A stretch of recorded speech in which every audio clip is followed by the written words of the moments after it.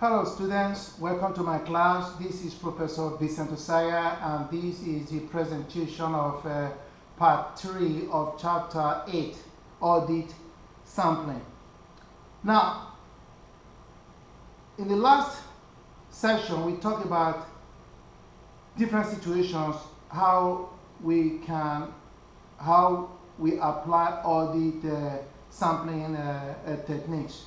Now we left off by talking about testing all items with a particular characteristics. Now we are going to start off by talking about testing only one or a few items. So here we said that automated information systems process transactions consistently unless the system or programs are changed. What do we mean by that? And let's go ahead and use a Walmart example again. Walmart is the #1 retailer in the world. Walmart generates more than $300+ billion in sales revenue across the world. Now, when you buy stuff at Walmart and they use the barcode scanner for the product that you buy, automatically those transactions are recorded. Now, if Walmart generates $300+ billion in sales revenue annually, and if the average sales is $100, you divide 300 billion by $100, you are looking at what? $3 billion transactions. So think about the manpower that it will require to record the 3 billion transactions. In actuality, the 3 billion transactions that make up the $300 billion in sales revenue are automatically recorded by the automated accounting system. And those transactions are recorded consistently and accurately. So guess what? When the auditor is doing such an audit, they really don't worry too much about the completeness or the accuracy of the $300 billion in sales revenue. Rather, they are more worried about whether somebody tampered with the program that is put together to record sales transactions by debiting cash and crediting accounts sales revenue consistently. So in such circumstance, the auditor will test the general controls of the information system to make sure that it is not being tampered with by anybody. And by the time they test all those controls, for example, controls like access control, to make sure that those individuals that are not authorized to change the programs do not have access to doing so. When they are done with that, they are comfortable that everything is okay in terms of the controls. All they do is test very small portion of the 3 billion transactions of Walmart. So moving along, let's take a look at types of audit sampling. We said that audit standards recognize and permit both start and non-start methods of audit sampling.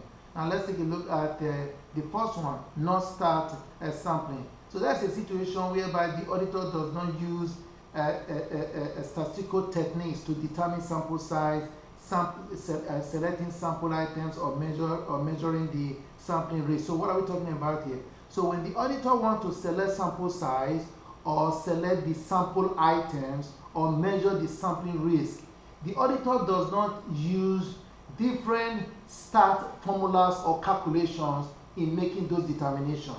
So we call that non-statistical sampling. In contrast, statistical sampling uses the laws of probability, different formulas of calculating and compute how much sample size do we need from this situation, what are the sample items, and ultimately they will use those laws of probability and different formulas and models to quantify sampling risk. So that is the difference between non-start and start sampling. Moving along, let's take a look at different types of audit sampling. Advantages of start sampling. Number one, design an efficient sample. So you're able to design an efficient sample because you are using different laws of probabilities and different formulas in doing so. You are able to measure the sufficiency of the evidence obtained. Is this evidence enough or not? You are able to measure that by using different models or formulas, and you're able to quantify your sampling rates as well. The disadvantages of star sampling is the fact that you have to train auditors as to how to use these laws of probability, different formulas, and you have to, and it's very costly to design and conduct the sampling application, and different auditors do it differently. So that's one of the disadvantages. Moving along, let's take a look at star sampling techniques. Number 1, attribute sampling. Number 2, monetary unit sampling. Number 3, classical variable sampling. Let's take a look at the details of each technique. Attribute sampling. We said that this is a statistical technique that auditors use to estimate the rate of occurrence or percentage of items with a specific quality or attribute.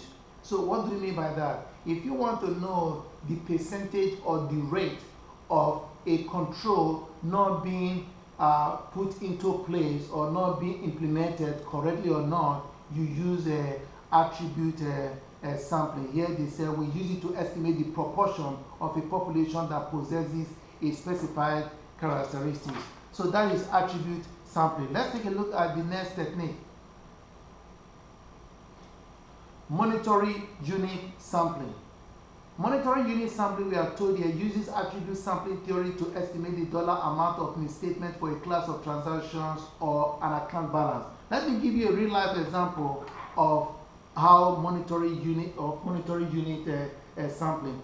I had a client that was audited by Medicare, by the federal government Medicare program, and when the auditors, 3 auditors came in, my client gave them about 21, 22 boxes of billing documents.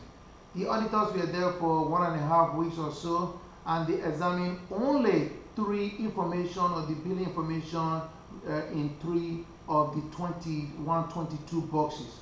By the time they were done, they concluded the audit and said that my client owes more than $300,000. My client called me and said, here's the situation. I told him, well, we are not responsible for their billing. I told him that we can help you. And she told me that we have already contacted my lawyer. I said, well, you need to go get an attorney that specializes in this particular area, not a general practitioner. So, not to digress too much, here is what the auditors did. The auditors used attribute sampling technique, and what they did was they examined the information in 3 boxes, and they came up with the rate or percentage of a particular billing not being properly done, and they used that rate and use it to estimate the dollar amount for the entire billing that was done for the entire audit period, be it 18 months or 2 years, however the case may be, and they came up with $300,000. See, for my client, she was pretty surprised. How did they come up with $300-something thousand when they did not examine all the records? You know, I was tempted to let her know that they use monetary unit sampling, which uses attribute sampling theory to estimate the dollar amount of misstatement for a class of transaction or account balance. I did not use those terms monetary unit sampling. I just told her in regular English exactly what they did. So moving along, let's take a look at the next technique, classical variable sampling. The auditors sometimes use classical variable sampling to estimate dollar value of a class of transaction. This technique is also similar to monetary unit sampling. Moving along, let's take a look at the attribute sampling applied to test of controls. Now, we said that we are required by the auditing standards whenever we are applying audit sampling to plan for the audit, just like anything else, to perform the sampling, then we evaluate and we document our results. So let's take a look at planning. First of all, we said the objective of the attribute sampling when used for test of control is to evaluate the operating effectiveness of the internal control. So even though, you remember we talked about attribute sampling, we said we are trying to determine the percentage of compliance or not compliance.